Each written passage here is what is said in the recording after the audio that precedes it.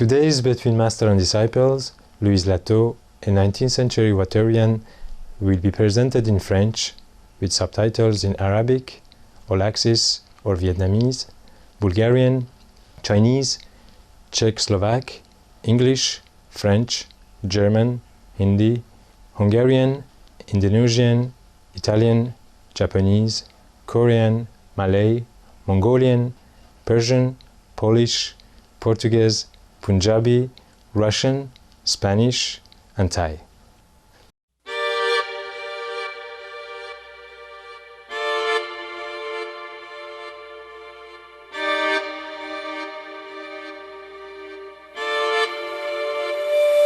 Dans les Saintes Écritures, le corps humain est souvent décrit comme étant le temple de Dieu. Mais le fait que l'âme parvienne à avoir une demeure sacrée qui héberge le divin est là un privilège rare. En effet, renaître en tant qu'être humain est une vraie bénédiction. Sur le même thème, et à de nombreuses occasions, le Maître suprême Ching Hai a parlé de la rareté de ce phénomène. To be reincarnate in the human world is hard. You have to have enough human quality. You have to have affinity with the parents, yeah, and with the society, with the people around which you were born. And very difficult. To be a human, you need some merit. You have done something good in the past in order to be able, yeah, to be able to pick a human birth. Le corps humain est le temple vivant de Dieu, et il est donc équipé de nombreux miracles qui peuvent être réveillés chez ceux qui sont tournés vers la spiritualité et ont une foi complète dans le Créateur.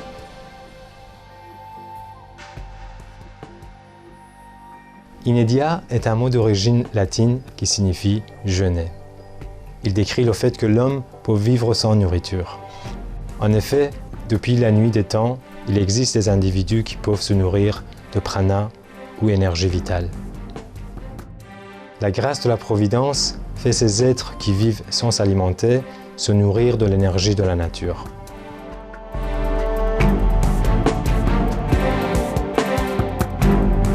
They live on the chi, from the ground, or from the forest, and from the sun and from the air. They make use of all that. Or they live on love, on faith alone. Ces individus qu'on appelle aussi respiriens, solariens, ou ceux ne se nourrissant que d'eau, viennent de tous les milieux, toutes les cultures et des quatre coins du monde. Les possibilités et les miracles que notre bienveillant Créateur a conçus pour nous sont vraiment illimités. Il ne tient qu'à nous, les enfants de Dieu, de nous connecter à notre vraie nature en nous pour recevoir ses nombreux présents. Le Maître suprême Ching Hai a affectueusement conseillé une série hebdomadaire sur Supreme Master Television pour présenter ces individus du passé et du présent qui ont choisi de vivre sur Terre sans s'alimenter. Nous espérons que ces histoires spirituelles vous passionneront. Puissent vos cœurs être ouverts et vos horizons s'élargir. Retrouvons à présent le sujet du jour intitulé Louise Lato, une femme du 19e siècle qui se nourrissait que d'eau, dans Entre maître et disciples. Cette émission porte sur la possibilité du respirianisme, ou vivre sans nourriture, et n'a pas vocation d'enseigner ces pratiques. Pour votre sécurité, ne tentez pas d'arrêter de manger sans être guidé par un expert en la matière.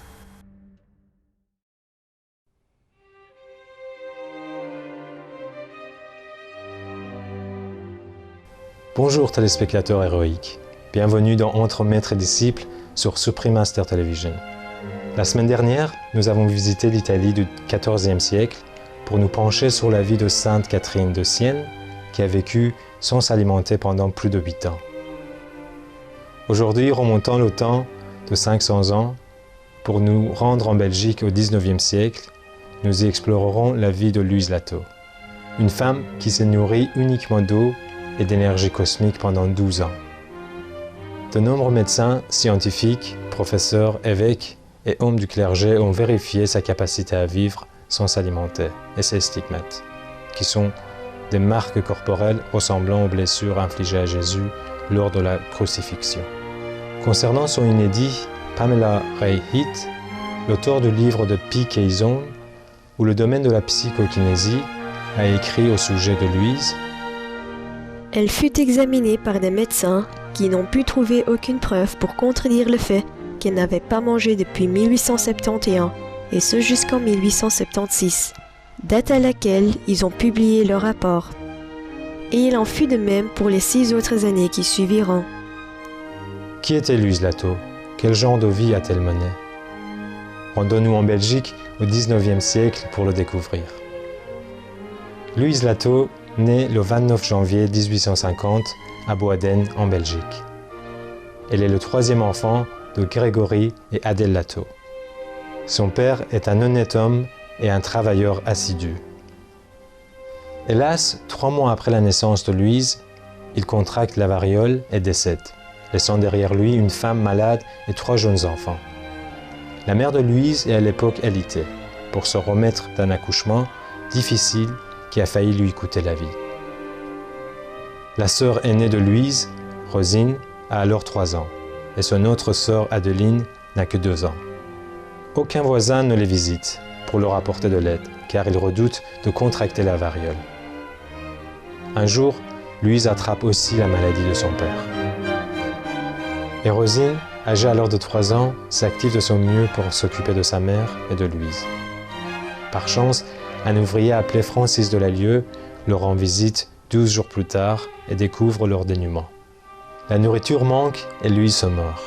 Il envoie alors chercher de l'aide et prend soin de la famille jusqu'à ce que la mère guérisse complètement, soit 2 ans et demi plus tard. Une fois remise sur pied, la mère de Louise se remet immédiatement au travail pour subvenir aux besoins de ses 3 petites filles. Et dès qu'elles sont en âge de le faire, les 3 sœurs participent en se chargeant des travaux ménagers. Quand elle a 8 ans, Louise s'en va travailler pour le compte d'une femme âgée grabataire. À la même période, elle parvient à fréquenter l'école durant 5 mois et y apprend à lire et à écrire sommairement.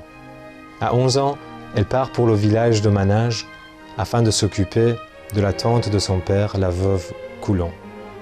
Après le décès de sa tante, 2 ans plus tard, elle part travailler au service de Madame D à Bruxelles. Mais elle n'y travaille que 7 mois, car elle tombe malade et doit donc retourner chez elle. Une fois que Louise retrouve la santé, elle repart travailler, mais dans une petite ferme de manège, jusqu'à ce qu'un jour, sa mère la rappelle pour travailler à la maison comme couturière. Louise a fait bonne impression à ses employeurs. Madame D a un profond respect pour elle et lui rend visite dès qu'elle a l'occasion d'être dans le voisinage. D'après le récit de Dr Lefebvre, un des plus éminents médecins en Belgique, qui était aussi professeur de pathologie et thérapeutique à l'Université catholique de Louvain, Louise a toujours fait preuve de courage dévoué, de travail patient, de piété humble et calme et de charité pour les pauvres. Sa bonté et son dévouement sont par exemple illustrés dans les soins qu'elle apporte aux malades. En 1866, le village de Boaden connaît une épidémie de choléra. Le prêtre de la paroisse fait souvent appel à elle pour s'occuper des patients. Et Louise prend sa tâche à cœur. Elle se dévoue patiemment, soignant des dizaines de patients en 1 mois, allant jusqu'à pratiquer les dernières cérémonies pour ceux en fin de vie, préparer les corps et même les transporter jusqu'au cimetière. Elle continue à se donner entièrement à la tâche jusqu'à la fin de l'épidémie. Une fois terminée, elle retourne tranquillement chez elle dans l'anonymat.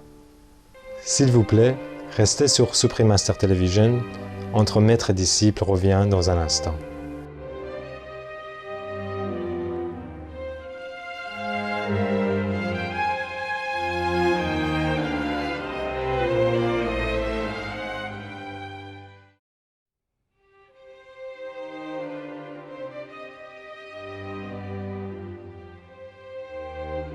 Bienvenue dans Entre maître et disciple pour la suite de l'émission sur Louise Latteau, une femme du 19e siècle qui se nourrissait que d'eau. La vie ordinaire de Louise change de tout au tout quand elle atteint l'âge de 18 ans et tombe gravement malade, souffrant d'atroces douleurs névralgiques dans toutes les parties de son corps.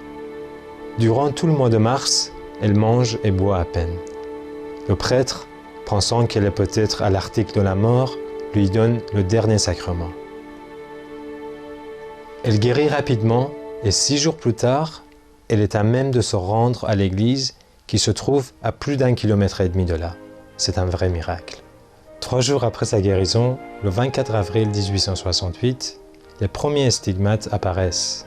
À compter de ce jour, les stigmates apparaissent régulièrement tous les vendredis. 13 semaines plus tard, le 17 juillet 1868, les stigmates s'accompagnent de l'extase pour la première fois. Et ce phénomène devient lui aussi hebdomadaire. À la même période, Louise commence à perdre l'appétit et peu à peu, elle cesse complètement de s'alimenter. Dans son livre « Il portait les blessures de Christ », Michael Fries décrit l'alimentation frugale de Louise en ces termes. Enfant déjà, Louise montrait des signes de grâce mystique inhabituels. L'une était l'inédit, ou le fait de ne pas se nourrir. Selon le docteur Lefebvre, c'est parce que la famille de Louise était pauvre qu'elle ne prenait qu'un petit café avec un peu de lait le matin, un peu de soupe l'après-midi et quelques légumes le soir. Louise n'a jamais mangé de viande. C'est quand les stigmates se mettent à apparaître qu'elle développe peu à peu l'inédit. Bien qu'elle se passe de nourriture, hormis l'hostie consacrée qu'elle prend chaque semaine, à l'instar de Giribala, Devraha Baba et Thérèse Neumann, Louise reste en bonne santé. En avril 1868, à l'âge de 18 ans, année où apparaissent pour la première fois les stigmates, divers problèmes physiques la contraignent à se nourrir moins. Et dès l'apparition des stigmates, elle cesse complètement de manger les vendredis. À partir du 3 mars 1871, Louise ne peut plus ingérer la moindre nourriture sans que cela ne la rende malade ou que son corps ne la rejette. Durant tout ce temps, elle ne prend que l'Eucharistie et ne perd pas de poids ni ne voit sa santé se dégrader. La nouvelle des miracles de ces stigmates et de son inédit se répand très vite. Les gens accourent de tout le pays et des 4 coins du monde pour lui rendre visite et pour voir le mode de vie extraordinaire de Louise. Des médecins, des scientifiques, des évêques et hommes du clergé, des nobles et beaucoup d'autres viennent lui rendre visite. Les autorités de l'Église envoient même le docteur Lefebvre pour vérifier et attester des miracles de Louise. Il passe 18 mois avec de nombreux autres médecins à lui faire passer maints examens. Le docteur Lefebvre publie ensuite le rapport le plus complet qui soit, prouvant son inédit et la réalité de ses stigmates. 5 ans après la fin des expériences et des examens, il lui rend à nouveau visite et confirme une fois de plus que Louise a bel et bien cessé de s'alimenter et qu'elle est en bonne santé. C'est la même personne qu'en 1868. Seulement, ses traits sont mieux accentués, elle n'a pas maigri, ses muscles sont fermes, elle a le teint frais, la peau nette, son pouls est de 68 battements par minute, il est régulier, souple, complet, sa respiration est calme, la langue est fraîche et nette. Je lui demande ce qu'elle mange et elle me répond. Je ne sens pas le besoin de manger et comme les aliments me dérangent, on m'a permis depuis longtemps de ne plus manger. Vous ne mangez alors plus rien du tout ? Non, monsieur. Adeline, la sœur de Louise que j'ai questionnée à cet égard, m'a également confirmé cette abstinence totale. Dans son livre, Pamela Ray-Heath inclut un extrait d'un écrit d'Herbert Thurston qui avait consigné la validité de l'inédit de Louise. Cette abstinence a continué jusqu'à sa mort en 1883. Il est admis par pratiquement tous les nombreux médecins concernés par ce cas.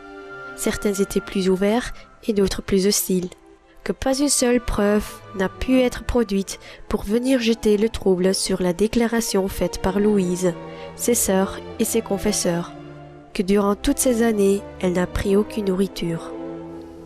Bien qu'elle ne soit pas alimentée, Louise boit 4 verres d'eau chaque semaine. Au lieu de dormir, elle préfère passer son temps à méditer et à prier au pied de son lit. Et en dépit du fait qu'elle soit devenue célèbre dans tout le pays, Louise et sa famille aspirent à la tranquillité et à la normalité. Elle supplie l'archevêque de Malines, qui lui rend visite, et plus tard l'évêque de Tournai, de mettre un terme aux nombreuses visites qu'on lui rend. Qui plus est, jamais ni Louise ni sa famille n'abuse de ceux qui viennent la voir. Il refuse tous les présents, argent et or qu'on leur offre, comptant plutôt sur leur labeur pour subvenir à leurs besoins.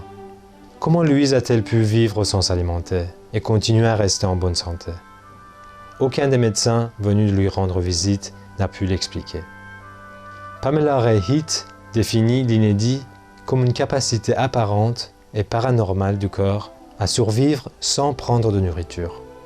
Il est probable que Louise se nourrissait d'énergie cosmique, tout comme Giribala, une yogini qui fut respérienne pendant plus de 50 ans, et Devraha Baba, un saint indien qui ne se nourrissait que d'eau et vécut au moins 150 ans. Sa vie miraculeuse est un autre témoignage que l'humanité peut vivre sans s'alimenter, en se nourrissant que de la grâce de Dieu.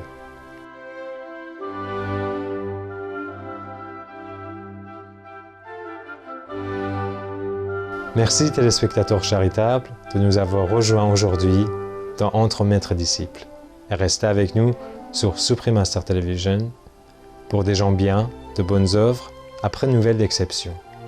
Au revoir et que Dieu vous bénisse. Thank you, charitable viewers, for joining us today for Between Master and Disciples. Please stay tuned to Supreme Master Television for good people, good works, coming up next after noteworthy news. Farewell and God bless. For more details, please visit www.suprememastertv.com/BMD